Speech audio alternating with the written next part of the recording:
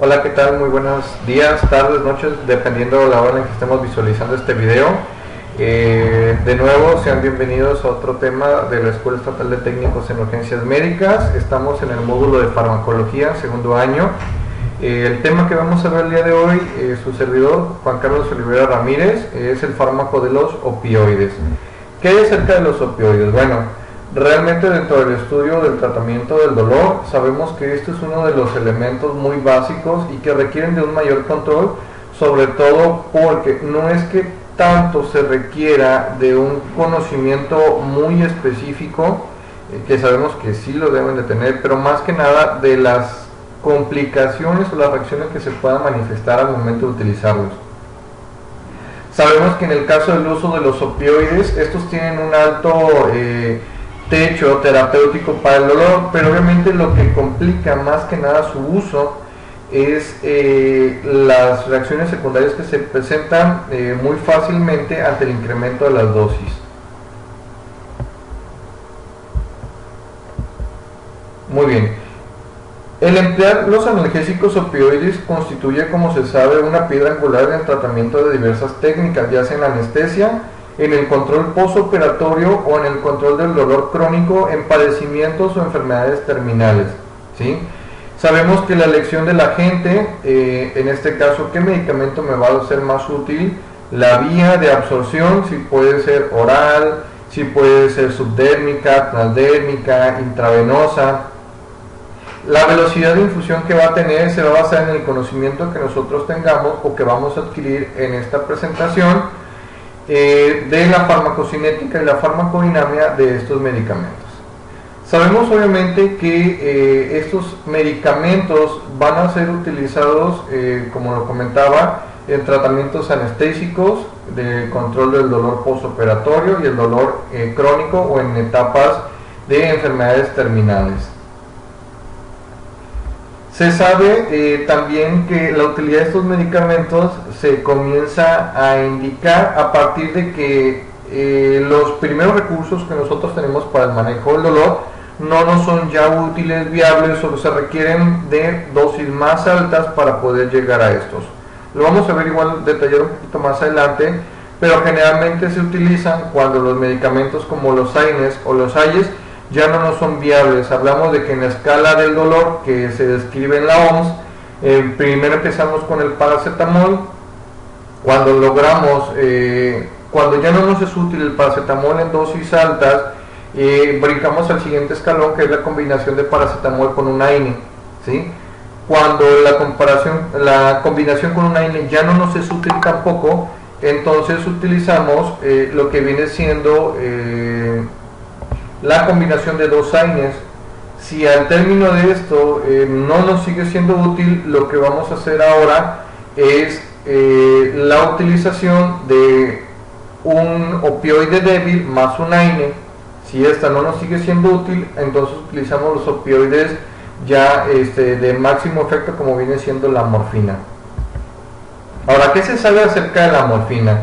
Dentro de su historia pues se tienen registros desde hace más de 5000 años en el que se utilizaron principalmente los derivados del opio con propiedades analgésicas, antidiarreicas y también por su efecto antitusígeno, que en este caso los medicamentos antidiarreicos y antitusígenos no los vamos a ver porque no nos competen, ¿sí? Hay otros apartados dentro del cronograma de estudio en el cual se describen los medicamentos que tienen modificación del movimiento intestinal y de los antitusígenos. Siendo así entonces que los opioides representan un componente fundamental para el tratamiento del dolor, como lo comentábamos, un dolor crónico, un dolor muy fuerte, como lo es en el ambiente postoperatorio, pero también depende del estado del dolor. Sabemos que va a influir mucho lo que es la entidad psicógena del paciente, y que aparte podemos utilizar o combinar en algunas situaciones tratamientos con fármacos no esteroideos, anticonvulsivantes o antidepresivos que también mejoren el estado del dolor del paciente. El opio por sí solo, en este caso su origen etimológico viene del griego que significa jugo. Este fármaco obviamente sabemos que Se extrae de la planta Papaver somniferum, que es la amapola, vaya, de donde se extrae este exudado lechoso, que posteriormente se procesa para poder convertirse en opio. Se atribuye a Paracelso haber generado una eh, restauración del uso de la misma, debido a que en algún momento comenzó a desacreditarse el uso del opio debido a los altos efectos secundarios o la toxicidad que se veía por utilizarlo. En 1680, Sydenham describe una frase muy célebre sobre el uso de la morfina. Dice: todos los remedios que se ha servido el Todopoderoso dar al hombre para aliviar su sufrimiento, ninguno es tan universal y eficaz como el opio, claro, por sus propiedades que tiene para el manejo del dolor crónico, entre algunos otros efectos que se van a estudiar, y sobre todo el detalle aquí, el desacreditar su uso, más que nada nace por los efectos secundarios o la toxicidad que se tiene al no administrarse en dosis adecuadas. Los opiáceos en sentido farmacológico estricto es el término que se va a utilizar para aquellos derivados del opioide. El término opioide se utiliza de manera amplia, tanto para los efectos agonistas como los antagonistas que se tienen derivados de la morfina. Ahora, aquí hay otro término que se agrega, que son los opiáceos. Los opiáceos se entiende prácticamente a los medicamentos o a los opioides exógenos que van a generar este efecto terapéutico. Y el término opioide se denominaba principalmente el efecto endógeno. Actualmente es opioide exógeno, ¿sí?, que es el sintético, y el endógeno. Hablamos de los endógenos, de los neuropéptidos que nosotros producimos de manera natural para controlar el dolor. Las endorfinas, que viene siendo ya la parte específica o química de los péptidos opioides naturales endógenos, se refieren a tres principalmente elementos: las encefalinas, las endorfinas y las dinorfinas. El término narcótico se utilizaba anteriormente para los medicamentos que generaban estupor o somnolencia, pero ya actualmente se centran principalmente en los medicamentos derivados de los opioides. En 1803, Zeturner, un boticario alemán, aísla por primera vez el alcaloide, en este caso el opio, que viene siendo la morfina. Tenemos algunos otros elementos, por ejemplo la morfina, que es un derivado alcaloide del opio; la codeína, que tiene efectos analgésicos y antitusígenos; la tebaína, proconvulsivante; papaverina, espasmolítico; y la noscapina, que es antitusígena. Ahora, sobre la fisiología de la respuesta de los opioides, en 1975 se identificaron por primera vez estas sustancias endógenas. Terenius y Wallström, por otro lado, junto con Hobbes, describen la presencia en el cerebro de sustancias endógenas que tienen un comportamiento ligando o agonista a los receptores opioides. Se dieron cuenta muy particularmente de estas situaciones porque al administrar varios medicamentos o sustancias en animales, vieron que no tenían ninguna interacción con otros receptores, por lo tanto asociaron que los opioides tenían sus propios receptores endógenos. Se han identificado tres familias principales de los péptidos opioides endógenos, ya los describimos: las encefalinas, endorfinas y dinorfinas, y cada uno tiene una familia de un polipéptido precursor diferente y obviamente un metabolito diferente. Tienen una distribución anatómica característica, ¿sí? La distribución de los péptidos a partir de la melanocortina es relativamente limitada dentro del sistema nervioso central, detectándose principalmente en áreas como el núcleo arqueado, también en el sistema de las áreas límbicas, el tallo encefálico y en la médula espinal. Posteriormente, con el estudio de los receptores de los opioides, también se determina que existen receptores fuera del sistema nervioso central y fuera del sistema nervioso periférico, que los vamos a determinar más adelante. Hablábamos de los precursores de estas familias, tenemos la proencefalina y sus péptidos endógenos, metencefalina, leoncefalina, la proopiomelanocortina, con su beta-endorfina, dinorfinas A y B, y la alfa-neoendorfina, y las pronociceptina, y aquí los signos de interrogación. Se detallan también que hay otras familias que no se han estudiado específicamente, pero que tienen como péptidos precursores las endorfinas.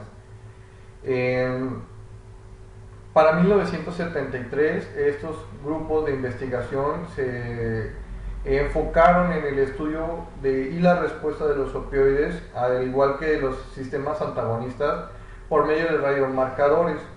Al generar estos marcadores, obviamente se identifican los sitios de acción, los receptores específicos para los derivados de los opioides. Tenemos que en estudio de manera general se tienen reportados 3 receptores: los receptores mu o MOR, los receptores delta o DOR y los receptores kappa o DOR. Los NOR son nuevos receptores que se han estado involucrando en el estudio de la proniciceptina o nociceptores, que obviamente estos actúan en las vías del dolor. Entonces, en el caso de los receptores mu, que son los más comunes, responden a las endorfinas principalmente. No son selectivos, ya que también tienen respuestas de las encefalinas y endorfinas. Su ligando precursor es la proopiomelanocortina, ¿sí? Tienen actividades de acción analgésica y dependencia. También, al no ser específicos, tienen actividad psicógena. Hablamos en este caso que los receptores mu también actúan en la interacción con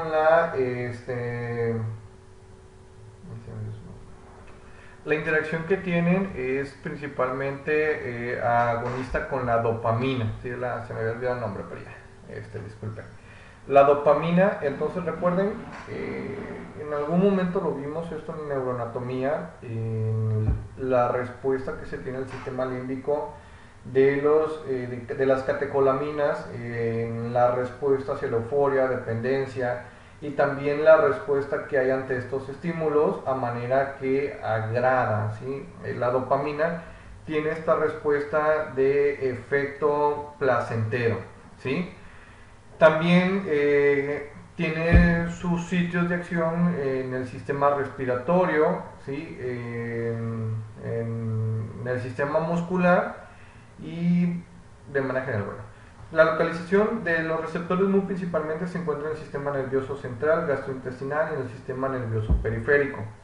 En el caso de los receptores delta suelen ser un poquito más específicos, ya que solamente reciben señales de las encefalinas y de las endorfinas, ¿sale? Tienen su precursor ligando, que es la proencefalina. Su efecto principalmente es la analgesia y tienen efectos secundarios como el estreñimiento. Actúa principalmente en el cerebro y en el sistema nervioso periférico. Los receptores kappa están un poquito menos estudiados, pero los receptores de estímulos principalmente es la dinorfina.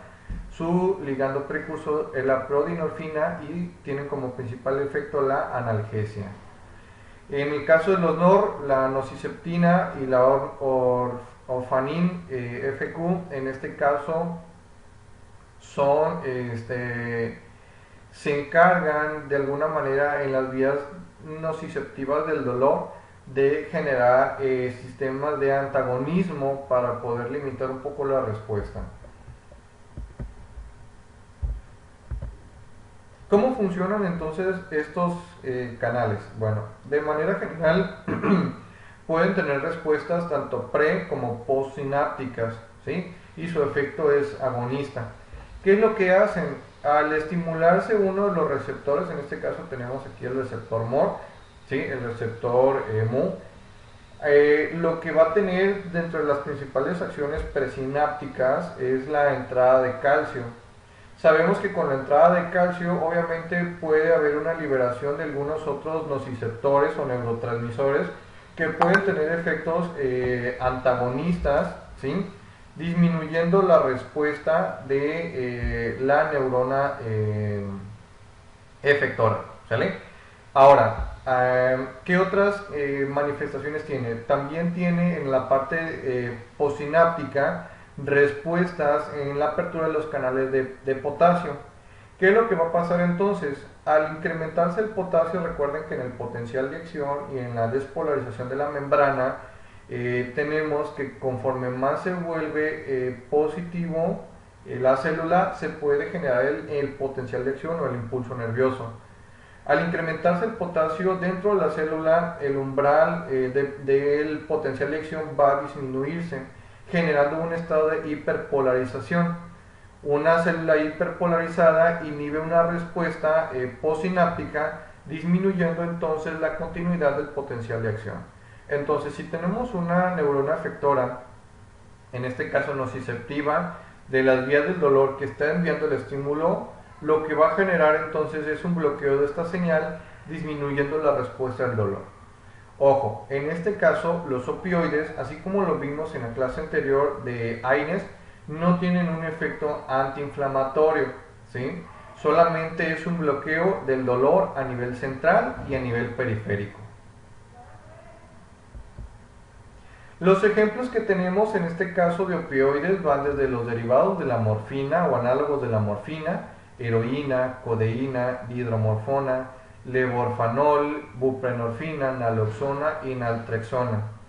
Derivados de la fenilperidínicos, meperidina, difexonilato, loperamida, fentanilo, ¿sí? Análogos de la metadona, y otros opioides débiles, como lo tenemos el ejemplo del tramadol y el pentazoxina, ¿sale? Entonces, como vimos en esta tablita, hay algunos medicamentos que corresponden al manejo del dolor, que tenemos la heroína, ¿sí? La buprenorfina y su antagonista, que es la naloxona.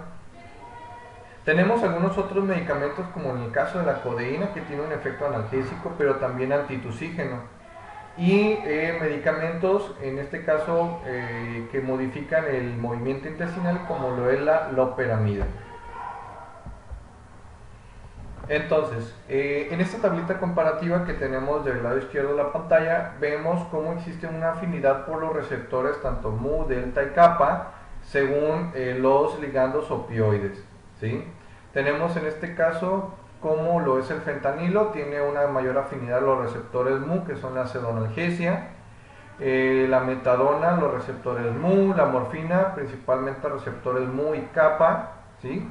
Tenemos abajo la buprenorfina, que es un poquito más selectivo de los receptores mu, y la nalbufina, que tiene en este caso más afinidad a los receptores kappa.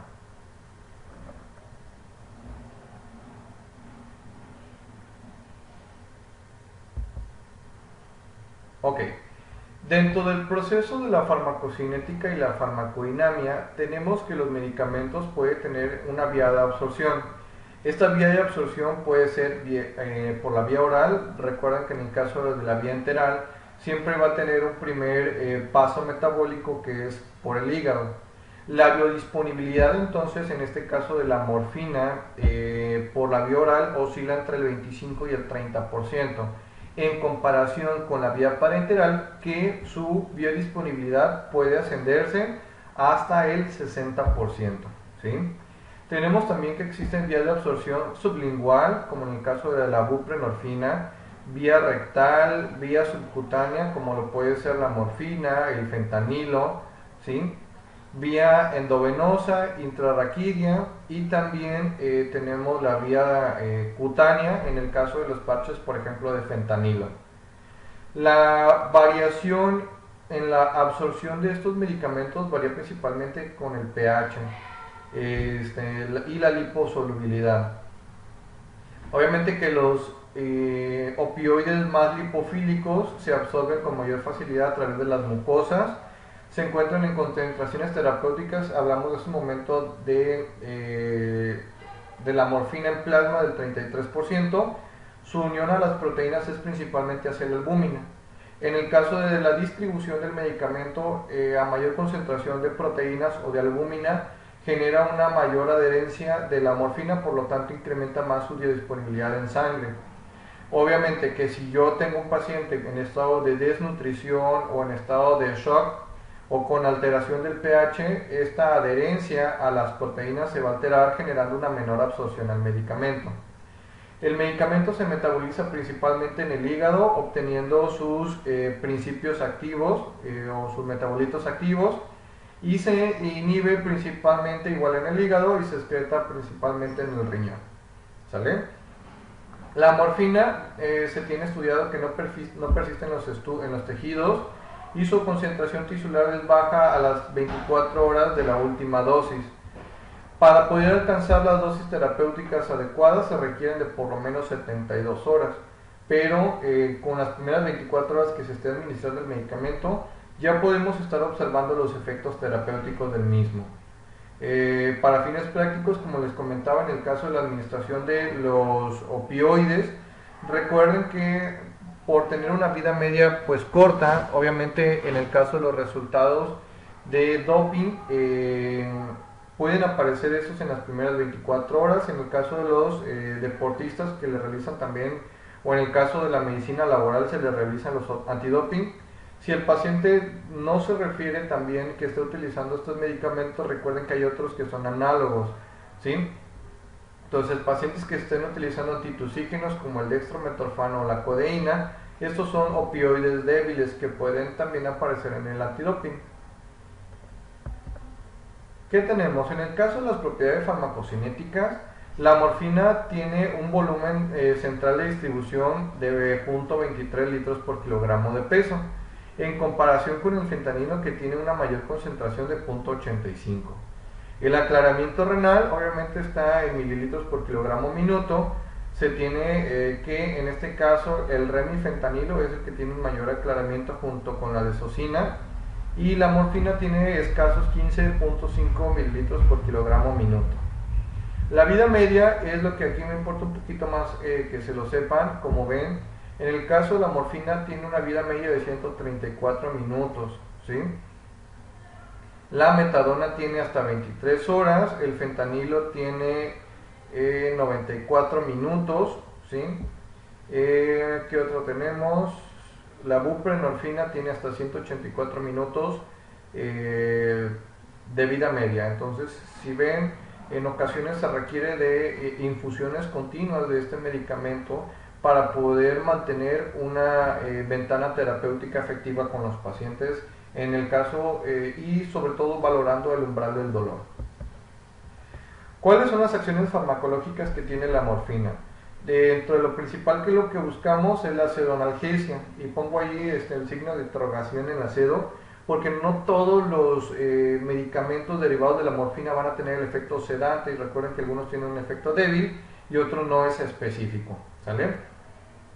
Entonces, en el caso de la sedonalgesia, el efecto sedante se da, como lo comentábamos, por la actuación principalmente en el sistema nervioso central.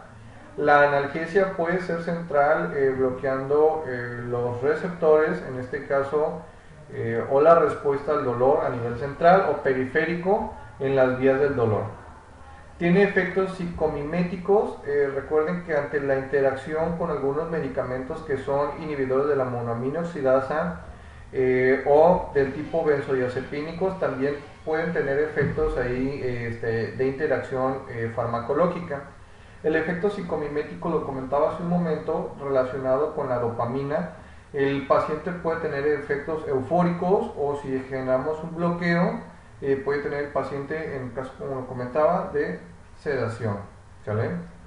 En cuanto al sistema respiratorio, tiene un efecto dual, del cual sí debemos de tener mucho cuidado, sobre todo porque forma parte de la triada de intoxicación por opioides, y es una de las principales causas que genera la parada cardiorrespiratoria.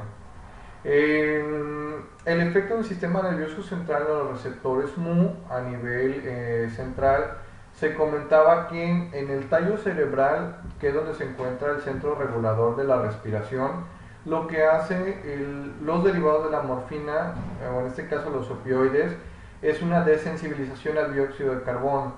Recuerden que el centro respiratorio responde por medio de quimiorreceptores al dióxido de carbono. A mayor concentración de dióxido de carbono en sangre, obviamente el paciente va a generar un estado de acidosis y por lo tanto se requiere de una hiperventilación. Entonces, al presentar el paciente una desensibilización del dióxido de carbono, genera una respiración normal, pero esta se va deprimiendo por el estado de acidosis. La otra, recuerden que también tiene efectos sobre el nivel, a nivel postsináptico, lo que va a generar una debilidad muscular. Entonces, al tener una debilidad muscular, recuerden que en el caso de la caja torácica y de la pared abdominal, tenemos músculos que son principales o secundarios para la respiración, y al generar un efecto, en este caso relajante muscular, el paciente pues deja de respirar. Entonces, a mayor dosis, este efecto se ve más marcado.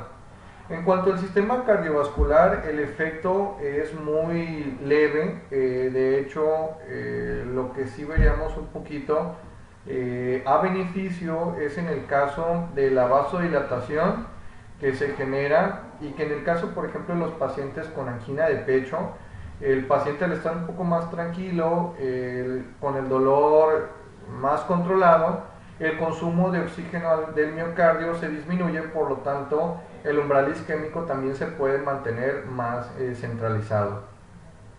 En el caso del efecto gastrointestinal y del sistema urinario, vemos que existe una afectación a nivel del sistema colinérgico, generando también efectos de disminución del peristaltismo. El paciente puede presentar también estreñimiento, y en el caso del sistema urinario, una retención urinaria que puede generar aneuresis. Entonces, debemos estar muy presente que en este tipo de pacientes se puede generar un efecto de retención, ¿sale? Ahora, cuando existe una sobredosificación de los opioides, va a estar presente un toxíndrome. Esto de los toxíndromes lo vimos en primer año en trauma, en intoxicación, y se puede llegar a retomar en el siguiente tema que vemos de manejo de toxicidad por medicamentos, donde tenemos la mnemotecnia de CPR3H, tenemos lo que es el estado de coma por la sedación muy acentuada, la P, que es la miosis o las pupilas puntiformes, ¿sí? La depresión respiratoria, y en el caso de las 3H, hipotensión, hipotermia y la hiporreflexia. En la triada del toxíndrome de los opioides, recuerden que es alteración del estado de alerta, pupilas puntiformes y la depresión respiratoria, ¿sí? Eso nos hace o nos va a hacer siempre sospechar de un paciente con una sobredosis con opioides. Y el antídoto, pues sabemos que es la naloxona. No lo vamos a especificar el día de hoy, hasta en los siguientes temas. Dentro de los ejemplos que tenemos de medicamentos, tenemos entonces, dentro de sus generalidades, recuerden que tienen su mecanismo de acción en los receptores muy kappa, en el caso de la morfina, con efectos pseudoanalgésicos, activan también los receptores mu supraespinales y kappa a nivel de la médula espinal, lo que nos da el efecto de inhibitorio del dolor, o analgésico en el caso del sistema nervioso periférico. El riesgo en el embarazo tiene una categoría B. Realmente la mayoría de los medicamentos derivados de la morfina tienen una recomendación de grado B en la categoría de la teratogénesis, y no se recomienda tampoco durante la lactancia o en el embarazo, además de que los estudios han sido muy cortos en cuanto a la utilidad de estos medicamentos. Lo que sí se tiene muy bien establecido y estipulado es que en las mamás que fueron consumidoras de derivados de los opioides, el bebé puede nacer con un síndrome de supresión, por lo tanto va a generar una abstinencia o un síndrome de abstinencia neonatal. Dentro de los efectos adversos es la depresión respiratoria, náusea, vómito, urticaria, euforia, sedación, broncoconstricción, hipotensión arterial, ortostática, la miosis, la bradicardia, convulsiones y adicción. Dentro de sus contraindicaciones, la morfina tiene que no se recomienda en el caso de la hipersensibilidad al fármaco, en tratamiento con inhibidores de la MAO porque realmente disminuye su efecto o incrementa en algunos casos como interacción farmacológica, En pacientes con hipertensión intracraneal, disfunción respiratoria, arritmias cardíacas, en estado de psicosis, hipotiroidismo y cólico biliar. La interacción farmacológica que tiene la morfina está asociada principalmente a las benzodiazepinas, fenotiazinas, hipnóticos y neurolépticos, al igual que con alcohol, ya que estos pueden inducir a una depresión respiratoria o a que se exacerbe el efecto terapéutico de estos medicamentos. En el caso de los inhibidores de la MAO, potencian el efecto de la morfina. Ahora, la morfina la podemos encontrar en presentación inyectable. Vienen las ampolitas de sulfato de morfina de 2.5 miligramos en 2.5 mililitros en una representación 1 a 1. En ampollas inyectables también de sulfato de morfina de 50 miligramos, en 10 miligramos y también en tableta de 30 miligramos de sulfato de morfina. Las indicaciones, como les comentaba, para el dolor agudo o crónico con una alta intensidad de acuerdo a la escala del dolor en pacientes con enfermedades terminales como lo puede ser el cáncer o alguna otra patología, infarto agudo del miocardio y en el control del dolor postquirúrgico. Muy bien, otro ejemplo que también tenemos de los derivados de la morfina es la nalbufina, de igual manera utilizada para el manejo de intensidad moderada o severa, asociada también al infarto agudo del miocardio, procedimientos de exploración diagnóstica que pueden ser molestos o dolorosos. No pongo la parte descriptiva porque tiene una similitud o una alta similitud, así como lo vimos con la morfina, al igual que los efectos secundarios y lo demás, ¿vale? Para no ser tan repetitivo. La dosis varía un poquito en el caso de los pacientes adultos, va de 10 a 20 miligramos cada 6 o cada 8 horas, con una dosis máxima al día de 160 miligramos. La dosis máxima de aplicación va de 20 miligramos, o sea, puede ser 20 miligramos cada 4 o cada 6 horas. Otro medicamento que también tenemos para el manejo del dolor es la oxicodona. Este se utiliza principalmente para dolores de tipo osteoarticulares, musculares y de tipo crónico. En el caso viene en tabletas de 20 miligramos o en tabletas de 10 miligramos, tiene una liberación prolongada y se pueden dar de 10 a 20 miligramos cada 12 horas con intensidad o con tendencia a poderse incrementar según sea la necesidad. Otro medicamento que también tenemos de los opioides débiles viene siendo el tramadol. Tramadol o clorhidrato de tramadol lo podemos encontrar en presentación inyectable, 100 miligramos en 2 mililitros, o también en tabletas combinados. Recuerden que en este caso pues, se puede utilizar para pacientes con fractura, luxaciones o infarto, al igual que para el manejo del dolor de tipo oncológico. Se administra en adultos y en niños mayores de 14 años de 50 a 100 miligramos cada 8 horas, dosis máxima 400 miligramos. Por último, uno de los mejores medicamentos que tenemos es el fentanilo. El fentanilo lo podemos encontrar en presentación inyectable, que también se puede describir para los procesos de sedonalgesia.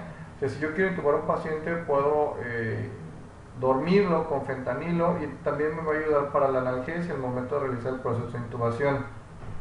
Pero también tenemos esta otra variante del fentanilo, que es una variante transdérmica. Se utiliza en presentación de parches de 4.2 miligramos que genera una liberación variante de 25 hasta 125 microgramos por hora. Se utiliza en pacientes con un dolor crónico, un síndrome doloroso o un dolor intratable que requiere una analgésica opioide. Generalmente, como les comentaba, los parches los utilizamos cuando el paciente pues, requiere ya un manejo ambulatorio, principalmente por mayor comodidad de no estar el paciente pues, canalizado, ¿sí? La presentación o la administración es 4.2 miligramos cada 72 horas, máximo 10 miligramos, y requiere receta para poder utilizarse. En este caso, el parche, una vez colocado, se coloca sobre una superficie limpia. Para eso podemos limpiarla simplemente con agua, de preferencia no utilizar jabón, ni alcohol, ni ningún otro elemento, simplemente se limpia la superficie con agüita. Si hay vello, con unas tijeras se recorta lo más que se pueda, no es necesario rasurar. En cuanto se quita la capita protectora, se adhiere el parche y dependiendo la dosificación, recuerden que hay parches que liberan de 25 a 125 microgramos por hora. Entonces, conforme a sus liberaciones, vamos a estar revisando cada 24 horas el efecto terapéutico. Pero para poder realizar un cambio se necesitan de 72 horas. O sea, yo observo el efecto a las 24 y lo sigo revalorando conforme a, y hasta las 72 horas es que ya puedo yo definir el que se realice un cambio del parche. Y pues por último, aquí viene una tablita de equivalencias. Si el paciente, por ejemplo, está utilizando entre 135 y 224 miligramos al día de morfina, entonces mi equivalencia en la administración de los parches transdérmicos es de 50 microgramos por hora, y así de manera sucesiva. ¿Qué aprendo entonces yo de los fármacos opioides? De manera general yo aprendo que estos medicamentos tienen una muy buena utilidad para el manejo de un dolor crónico o un dolor moderado o severo, que puede deberse por situaciones de traumatismo, fractura, quemaduras, etcétera, ¿no? Pero que los analgésicos no son viables o ya no son útiles para poder aplicar esta ventana terapéutica. Son muy buenos los opioides para el manejo del dolor, pero siempre debemos de tener cuidado en los efectos secundarios. Recuerden, principalmente va a ser depresión respiratoria, va a ser también la debilidad muscular, el estreñimiento en algunos pacientes y la hipotensión. Entonces, si yo tengo un paciente, por ejemplo, que está en estado de shock y trae una fractura, debo de analizar muy bien cuál es el opioide que me puede ser un poquito más útil, porque si de entrada el paciente se encuentra en estado de shock y yo aplico un opioide, pues me puede complicar un poquito más que nada el estado hemodinámico del paciente. Entonces debemos ser un poco más selectivos con este tipo de tratamientos. Y pues de mi parte prácticamente sería todo. Les dejo para complementar la actividad del cuestionario de reasignación en Quizy. Recuerden que tenemos que acreditarlo con un 70% al menos de calificación, y claro, tenemos 2 intentos para poderlo realizar.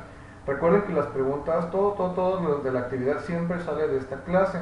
Entonces pon atención, visualízalo y pues prácticamente tienes todo el día de hoy para poder realizar el cuestionario.